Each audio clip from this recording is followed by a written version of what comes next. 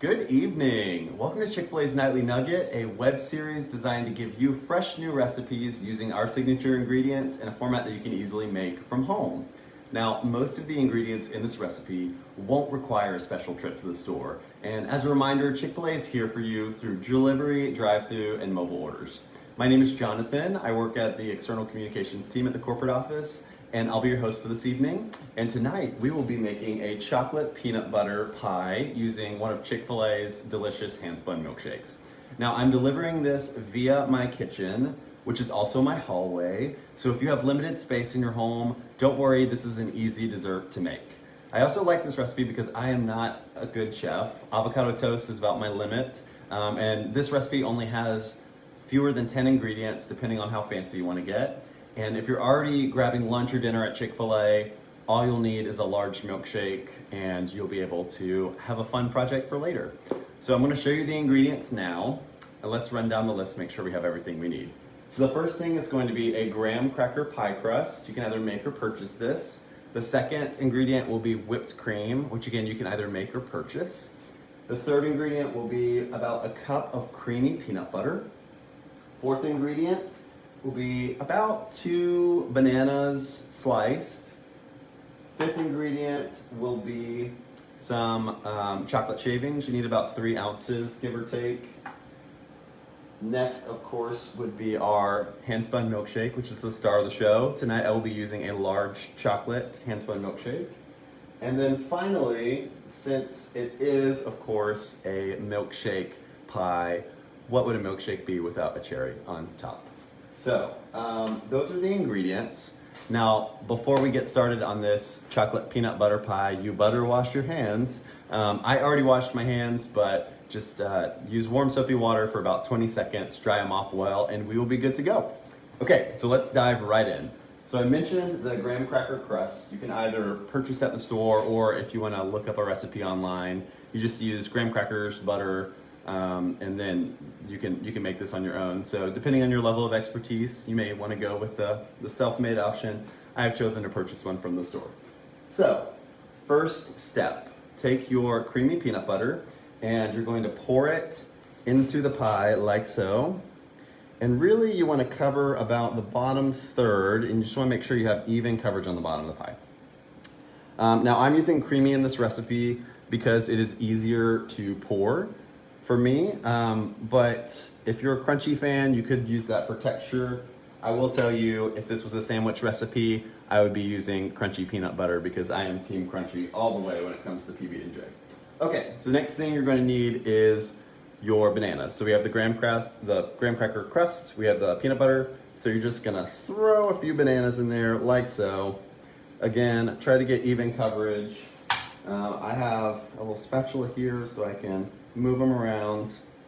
Doesn't have to be perfect, but you just kind of want to get an even layer. And as you can see, I don't use a spatula very much, but hey, this is a recipe for beginners, so we're all here together. All right, perfect. So the next step is going to be our hand-spun milkshake. So I have purchased a large milkshake because I'm not sure how much I'll need for this particular crust, but I do know if I have any left over, I get to enjoy it. So I'm gonna pour it in here, and you just wanna get all the way to about the top of the crust. So I'm gonna pour it in here now. Woo! And there it goes. And then you'll just mix it around like this and make sure that it covers the top of the pie. It may take a little finagling because the milkshake is usually nice and creamy. And then I'm going to top it off with a little more. There we go.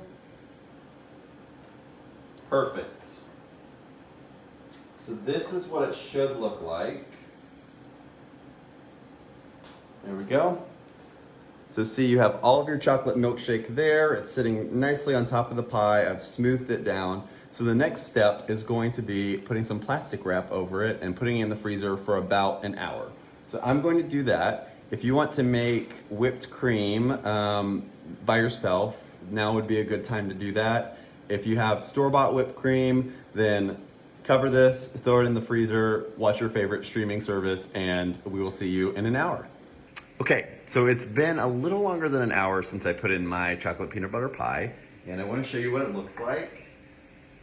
You can see it has frozen nicely, and now the last step is to put some whipped cream and top it off with some chocolate and a cherry.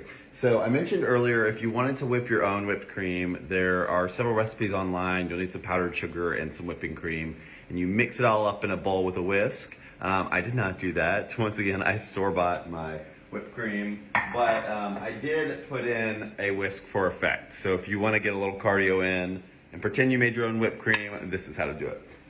So what we're going to do is we're going to take the whipped cream, and we just want to make sure, you might need a spatula for this because it'll be easier, but we just want to top the pie with some whipped cream, get nice and even coverage.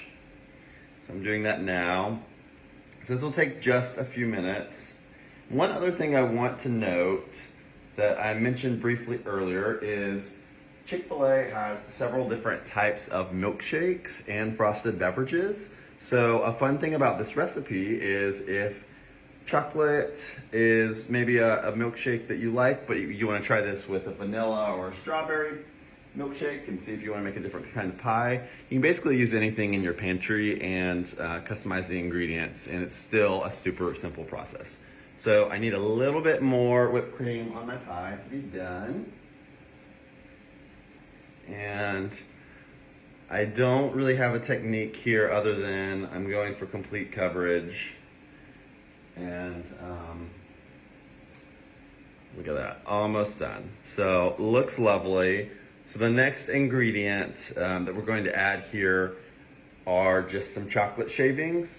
So I keep several different types of chocolate in my house, but the one that I'm going to use for this recipe is I have some semi-sweet dark chocolate, semi-sweet milk and dark chocolate chips just shaken up all together in a jar.